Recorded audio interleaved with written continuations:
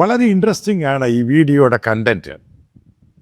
അതായത് United kingdom ബ്രിട്ടനിൽ ഒരു MP മെമ്പർ ഓഫ് പാർലമെന്റ് സ്ത്രീയായിട്ട് എലക്റ്റഡ് ആയിട്ട് ഈ അടുത്ത സമയത്ത് ഇലക്ഷൻ കഴിഞ്ഞ് വന്നവരാണ്. റിഫോംസ് പാർട്ടി, അത് ഹാർഡ് കൺസർവേറ്റീവ് പാർട്ടി.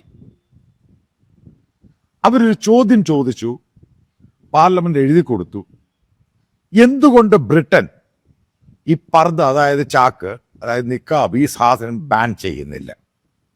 ഇത് വലിയ സെക്യൂരിറ്റി ഇഷ്യൂ അല്ലേ? ഇതൊക്കെ ചേർന്നൊരു മനോഹരമായ ചോദ്യം. അവരുടെ വെബ്സൈറ്റിൽ പോയി കാണാൻ സാധിക്കും. അവരെഴുതി കൊടുത്തു. ഇത് ബ്രിട്ടനിൽ വലിയ ഇഷ്യൂ ആയി. അതിനെ തുടർന്ന് ഈ റിഫോംസ് പാർട്ടിയുടെ നേതാവ് എന്ന് പറഞ്ഞ നിഗൽ ഫറാഗെ, പിന്നെ വേറൊരാൾ ജയിലിൽ കിടക്കുകയാണ്, അത് ഹാർഡ് കോർ ആയിട്ടുള്ള.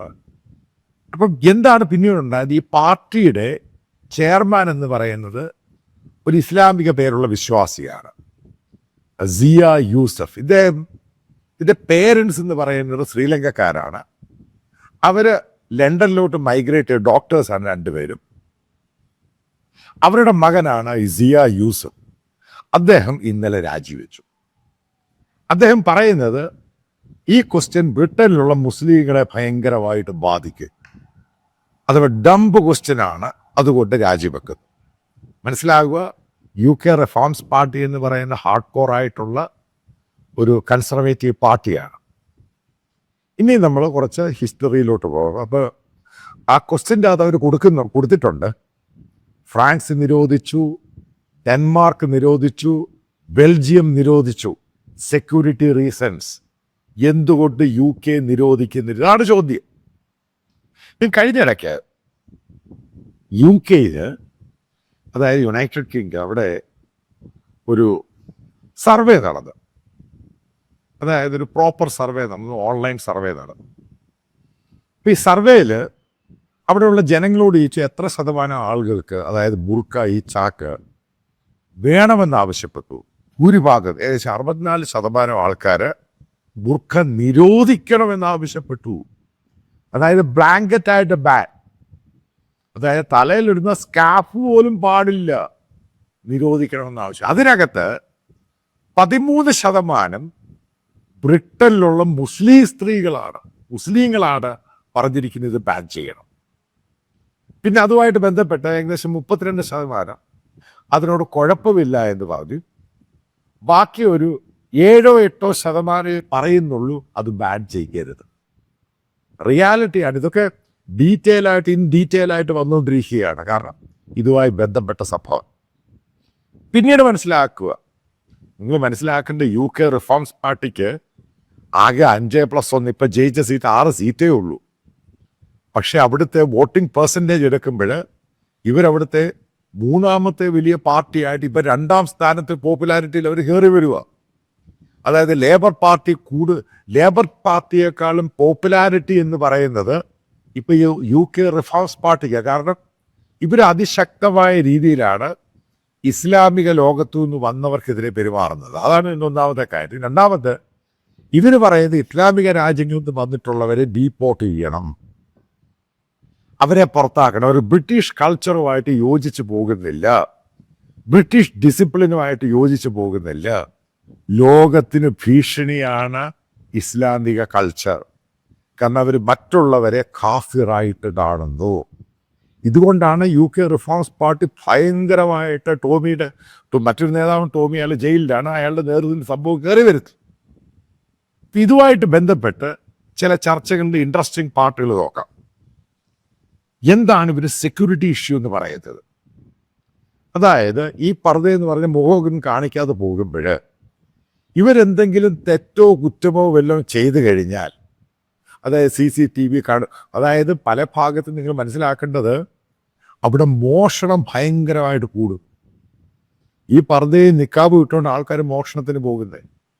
അതേപോലെ കള്ളത്തരങ്ങൾ ഏറ്റവും കൂടുതൽ ഈ പർദ്ദയിട്ടും ഈ ചാക്ക് വിട്ട് പോയിട്ടാണ് ചെയ്യുന്നത്. ഇത് ഞാൻ പറഞ്ഞതല്ല, അവിടുത്തെ ഗാർഡിയനും ടെലഗ്രാഫും ഒക്കെ റിപ്പോർട്ട് ചെയ്തിരിക്കുകയാണ്. അതായത് ലോ ആൻഡ് ഓർഡറെ ബാധിക്കുന്നു. അതേപോലെ തന്നെ ആൾക്കാരെ സ്മഗിൾ ചെയ്യാൻ വേണ്ടി ഈ കുപ്പായം പല ഭാഗത്തും അവിടെ കൊണ്ടുവന്ന് ജോലി ചെയ്യിപ്പിക്കുന്നു. അതേപോലെ തന്നെ അവിടെയുള്ള മുസ്ലിം കമ്മ്യൂണിറ്റിയിലുള്ളവർ ഈ പർദ്ദ ഇട്ടവർക്ക് പ്രത്യേകം ജോലി കൊടുക്കുന്നു. കടകളിലാണ് ഇല്ലീഗലായിട്ട് ജോലി കൊടുക്കുന്നു. ഇത് അവരുടെ ഒരു സോഷ്യൽ സെക്യൂരിറ്റിയുടെ ഭാഗം ഇഷ്യൂ ആയിട്ടങ്ങ് മാറി. നിങ്ങൾക്കറിയാം, യൂറോപ്യൻ രാജ്യങ്ങളിൽ, ഈ മൂന്നോളം രാജ്യങ്ങളും മറ്റുള്ള പല രാജ്യങ്ങളിലും അതിഭയങ്കരമായ റെസ്ട്രിക്ഷൻസ് ആണ് കൊണ്ടുവന്നിരിക്കുന്നത്.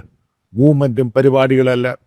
നിങ്ങൾ ഏറ്റവും പ്രധാനമായിട്ട് മനസ്സിലാക്കേണ്ട ഒരു പ്രശ്നമുണ്ട്.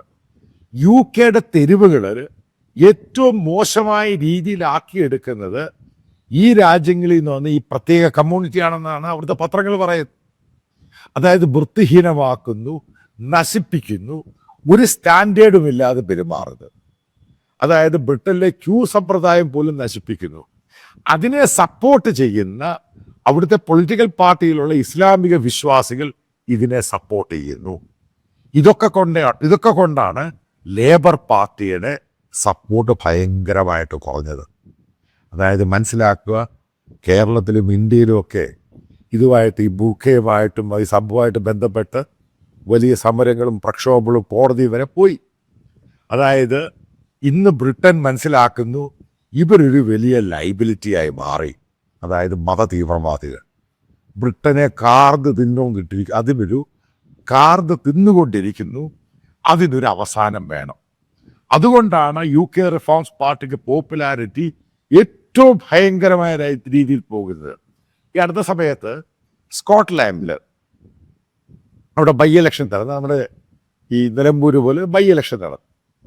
അവിടെ ലേബർ പാർട്ടിയുടെ കാൻഡിഡേറ്റ് ജയിക്കുന്നത് മനസ്സിലാക്കി വളരെ നാരോ, ചെറിയ വോട്ടിൻ്റെ വ്യത്യാസത്തിനാണ് ജയിക്കുന്നത്. അതായത് ഭരിക്കുന്ന പാർട്ടിയുടെ, അതായത് ലേബർ പാർട്ടിയുടെ കാൻഡിഡേറ്റ്. അവിടെ അതിൻ്റെ തൊട്ടടുത്ത് വന്നിരിക്കുകയാണ് മൂന്നാം സ്ഥാനത്ത് യു കെ റിഫോംസ് പാർട്ടി. അത്ര പെട്ടെന്നാണത് എമേർജ് ചെയ്യുന്നത്. അപ്പം അവിടെയുള്ള ലേബറിൻ്റെ ആണെങ്കിലും കൺസർവേറ്റീവ് പാർട്ടിയുടെ ഒക്കെ ഭയമെന്ന് പറയുന്നത് ഈ യു കെ റിഫോംസ് പാർട്ടിക്ക് ഇത്രമാത്രം സ്വാധീനം യു കെയിൽ ഉണ്ടായിക്കഴിഞ്ഞാൽ അവിടെയുള്ള ഒരൊറ്റ മുസ്ലിങ്ങളെ പോലും അവരവിടെ നിർത്തത്തില്ല. ആ രീതിയിലാണ് കാര്യങ്ങളുടെ പിച്ചെന്ന് പറയുന്നത്. ഞാൻ പറഞ്ഞതല്ല, ടെലഗ്രാഫ് പത്രം തന്നെയാണ് റിപ്പോർട്ട് ചെയ്യുന്നത്. ഇൻഡിപെൻഡൻ്റ് പത്രം റിപ്പോർട്ട് ചെയ്യുന്നു,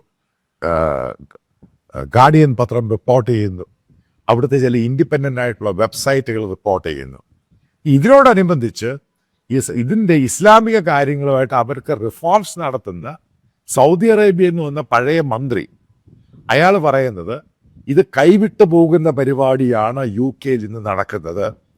അതുകൊണ്ട് ഇസ്ലാമിക വിശ്വാസികൾ മോഡറേറ്റ് രീതിയിൽ ചിന്തിക്കണം. അതിനെ ഖുറാനെ പൂർണ്ണമായിട്ടും കൈപിടിച്ചുകൊണ്ട് കാര്യമില്ല. മോഡറേറ്റ് രീതിയിൽ ചിന്തിച്ചാൽ മാത്രമേ നിങ്ങൾക്ക് ഇതേപോലെയുള്ള രാജ്യങ്ങളിൽ നിങ്ങളുടെ സർവൈവൽ ഉണ്ടാവുകയുള്ളൂ. അല്ലെങ്കിൽ നിങ്ങൾ ലോകത്തുനിന്ന് മുഴുവനും ഔട്ടാവും. കാരണം എല്ലാ രാജ്യങ്ങൾക്കും നിങ്ങളെ ഭയമായി തുടങ്ങി. അതുകൊണ്ട് ഇവിടെയുള്ള സംസ്കാരവുമായിട്ട് പഠിച്ചു മനസ്സിലാക്കി ജീവിച്ചില്ല എങ്കിൽ ഇസ്ലാമിക വിശ്വാസികൾക്കും ഇസ്ലാം എന്ന് പറയുന്നത് പോലും ലോകത്തിന് വെറുപ്പായി മാറും. ഇതാരാ പറഞ്ഞത്? സൗദിയിൽ നിന്ന് വന്ന് അവിടെ യു കെയിൽ ഇസ്ലാമിനിടയ്ക്ക് റിഫോംസ് കൊണ്ടുവരണമെന്ന് പറയുന്ന ആൾ പ്രത്യേക ഇത്ര ബില്യൺ ചെലവഴിച്ചാണ് അദ്ദേഹത്തിൻ്റെ നേതൃത്വത്തിൽ ഈ പറയുന്ന ഇസ്ലാമിക വിശ്വാസികളെ റിഫോമിസ്റ്റായിട്ട് കൊണ്ടുവരാൻ വേണ്ടി ശ്രമിക്കുന്നത്. അയാളുടെ സ്റ്റേറ്റ്മെൻറ്റ്. അപ്പോൾ ഇതെല്ലാം കൂടെ കാൽക്കുലേറ്റ് ചെയ്യുമ്പോൾ വരാൻ പോകുന്ന ദിവസങ്ങളിൽ, അതായത് നമ്മളിപ്പോൾ യു കെയിൽ ഫ്രാൻസിലും ബെൽജിയത്തിലും ഡെൻമാർക്കിലും അമേരിക്കയിലൊക്കെ കണ്ട സംഭവം തന്നെ യു കെയിൽ എത്രയും പെട്ടെന്ന് അതിനുള്ള പോക്കുകളാണ് നടക്കുന്നത്. കാരണം ഇത്രമാത്രം ആൾക്കാർ, ഒരു ദിവസം ഏകദേശം 1200ഓളം പേരാണ് പല ഭാഗത്ത് ഇസ്ലാമിക വിശ്വാസികൾ യു കെയിലോട്ട് സ്മഗിൾ ചെയ്ത് കയറുന്നത്, ഇംഗ്ലീഷ് ചാനൽ കയറുന്നത്. അതിന് വരെ പ്രശ്നങ്ങൾ ഉണ്ടാകാൻ പോവുകയാണ്. അതായത് ഒരു കാര്യം തീർത്ത് പറയാൻ, യു കെയും പാഠം പഠിച്ചു. അല്ലെങ്കിൽ മുന്നോട്ട് ഈ രീതിയിൽ പോവുകയാണെങ്കിൽ യു കെ റിഫോംസ് പാർട്ടി, അതായത് വൈറ്റ് അവരുടെ പാർട്ടി ഈ യു കെ എന്ന് പറഞ്ഞ രാജ്യത്തു നിന്നും ഇസ്ലാമിക വിശ്വാസികളെ തുടച്ചു നീക്കുന്ന സമയത്തിലോട്ടാണ് കാര്യങ്ങളുടെ പോക്ക്.